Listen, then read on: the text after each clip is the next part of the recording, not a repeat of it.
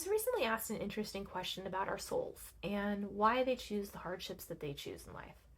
Now, a lot of times it really doesn't make sense to us why anyone in their right mind would choose some of the difficult situations or experiences that we find ourselves in. Because there are a lot of pieces of life that can feel very unfair, they can feel cruel, they can feel frustrating, right? Especially if we're finding ourselves trying to navigate, those super fun life lessons, right, from the universe and from spirit that we need to experience. Um, these things can feel exhausting, they can feel frustrating and really freaking hard, right? And sometimes, depending on where you're at in your journey, it feels like as soon as one of these moments stops, another one pops up in front of it, and you're in the world's worst game of whack a mole. And so that's why I wanted to spend some time with you today, kind of talking a little bit about our souls, the lessons that they choose, and why they sometimes put us in such uncomfortable, awful, and even sometimes dangerous positions, right? So I think the first thing that's really important to mention is that it's not a good idea to try to make sense of your situation when you're smack dab in the middle of it, right? When we're in a heavy emotional space, it's scientifically proven that our prefrontal cortex function becomes impaired. So what does that mean? So it causes our body to operate in sort of a survival mode, right? Or what people are going to refer to as fight or flight. And in that stage, our ability to think rationally or to kind of take in any new information just shuts down, right? So that's why trying to make sense of things when you're in a highly charged emotional state, it's not usually the best idea. But what is a good idea is really to process through your emotions, validate what you're feeling, and use any sort of soothing or regulating tools that you have at your disposal. So when you've gotten through that space, that's when it's a really good time to start exploring what's happening to you on a more introspective level. So now that we know what kind of mindset or space we need to be into in order to start looking into things, let's start talking about some of the reasons why souls actually choose what they choose. So the first thing we're going to touch on is soul expansion and evolution. Now, everyone knows that souls are going to create situations that help them grow. But sometimes it's hard to understand why we would choose to put ourselves in these like really difficult or painful situations, right? So the reasoning is that unfortunately, no meaningful growth usually ever happens within anyone's comfort zone, right? Like when you're challenged by things is where you kind of learn what you're capable of, where you have to use new skills that you might not always use, right? And so that's the reason why you see so many humans going through all of these challenging like trials and tribulations during their lifetime. Now, these can be anything from major or minor occurrences depending on, kind of your soul's propensity for growth, right? Because everyone operates at a slightly different level, and some souls will need more of a push than others. And that's going to really explain the disparity in experiences that you see when you're like looking around and maybe kind of comparing or contrasting or just, trying to get some information on things.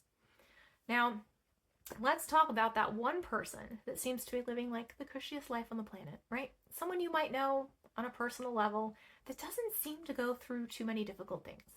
And it feels really unfair when you're comparing your life to theirs.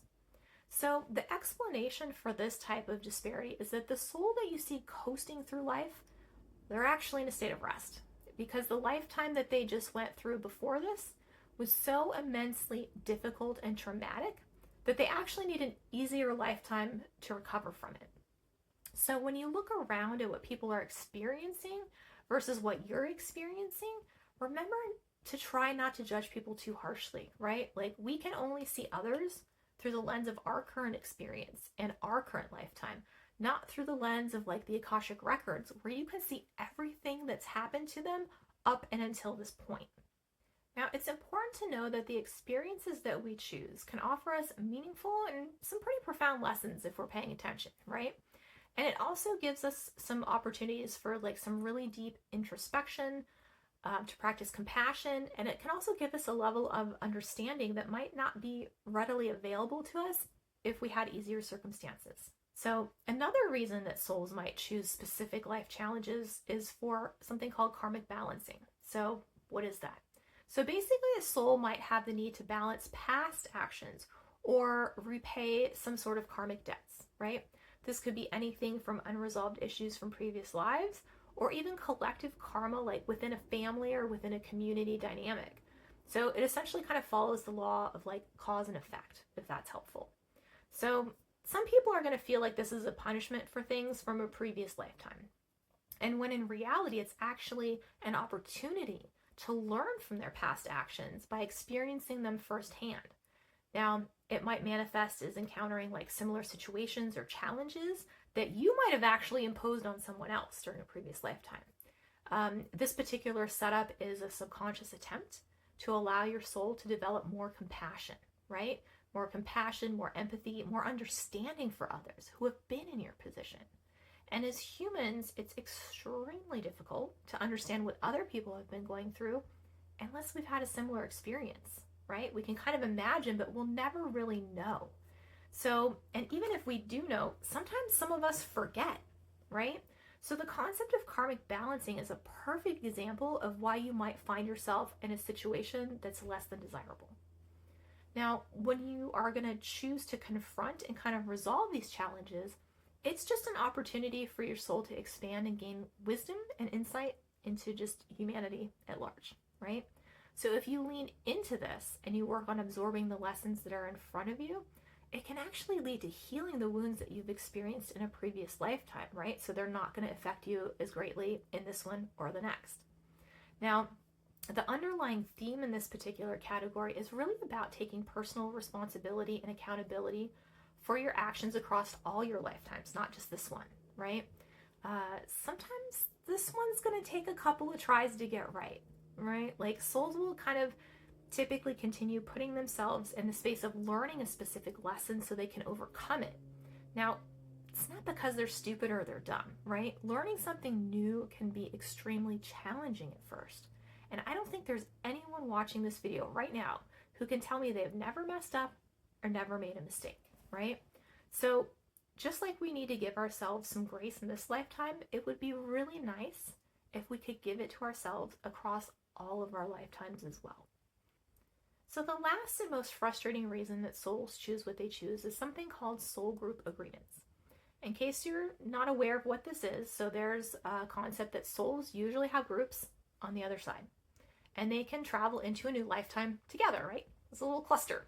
And they often make agreements with the other souls in that group before reincarnating in order to really support each other's personal growth and development during this lifetime that they're here together, right? In theory, this sounds nice, right? Doesn't it sound lovely? Everyone working together, helping each other out, right? Like, who wouldn't want that kind of support? But the relationships that we experience with other members of our soul group are not always light and fluffy. Like I mentioned earlier, sometimes traumatic experiences, life challenges, and also taking on certain roles within this group are necessary in order for everyone to learn what they have all set out to accomplish, right? Now, this is really about kind of being placed outside of your comfort zone or really thrown into the ring of adversity to just really just like push the limits of your personal growth, right? Like how much can you grow? And most of the time, if we're talking about soul groups, they've reincarnated before together several times, right? Multiple times throughout their soul's history together. So in one lifetime, you might be a nurturing mother, and in another, you might be someone's adversary, right? The diversity of roles that you take on and experience is what really creates like a wide range of experiences and lessons for you. Now, in addition, members of a soul group can also be of assistance in karmic balancing and really provide like a support network for one another when they're going through like these difficult or overwhelming lessons. You know, they can offer each other guidance, unconditional love, whatever it is, just depending on the relationship that's agreed upon between the souls, right? But whatever your reason is for your journey together, they're here to help, even though sometimes it doesn't always feel like it. One of the instances, just for me personally, where I've deeply felt the effects of a soul group is being the instrument of somebody else's karma. So what does that mean, right? It basically means that you are there to teach somebody an important lesson about something in their life. Sounds nice, right? Like I'm here to help. But at the same time, while you are teaching them something, you're also not necessarily getting anything out of it.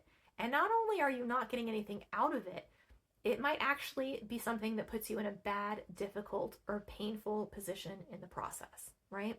So let's just give an example of what that might look like. So let's just say, for example, there are two siblings, Emily and Alex, right?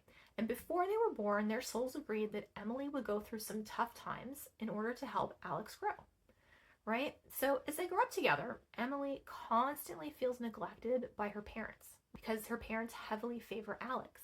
Now, this behavior makes her feel really hurt and undervalued. And so while she might actually develop some like really incredible inner strength and resilience, she still feels awful about it and doesn't understand why her parents are treating her so badly. But what's actually realistically happening on the back end of this, right? This is where the lesson part comes in, is that this struggle is actually helping Alex learn important life lessons. Because over time, Alex slowly starts to realize maybe how his behavior has become entitled as a result of this dynamic and how that is actually affecting other people. And through that self-awareness, he actually begins to develop more empathy and understanding for others. So when we look at this scenario, we can see that Emily's difficulties are about fulfilling a soul agreement to help with her brother's personal development. Now, despite her struggles, Emily's experience plays an important role in Alex's spiritual growth. And even though it's not that much fun for her, it really shows how souls can support each other by taking on more challenging roles.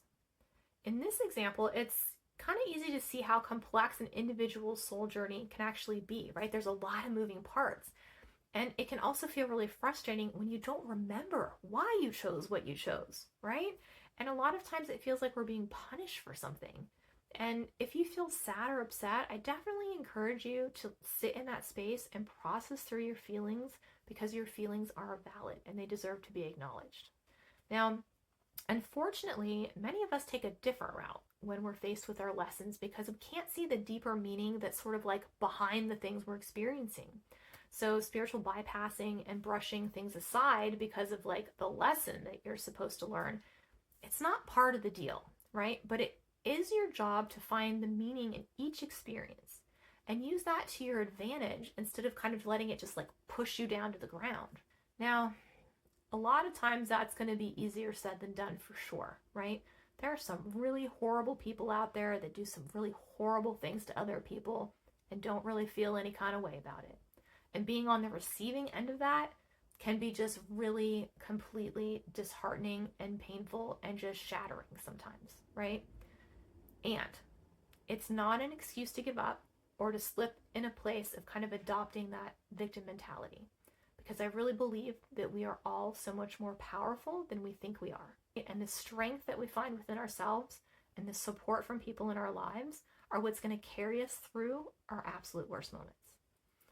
And I think it's also important, like I'd really like to acknowledge that sometimes it can be really frustrating when you feel like your power has been taken away from you.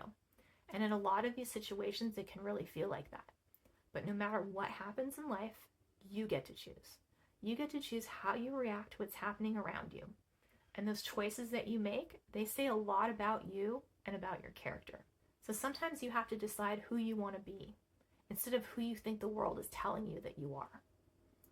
So whether you are curious about why your soul is doing what you're doing, or if you find yourself just in a really challenging space, I really hope this video helped give you a little bit of clarity and understanding into why it is that you pick these experiences, and also what they're supposed to do for you. Now, if you're interested in diving into this a little deeper, I'm always available for one-on-one shadow sessions. Otherwise, feel free to leave a comment or a thumbs up if you've enjoyed this video. But until next time, thank you guys so much for watching, and I hope that you have an absolutely beautiful day.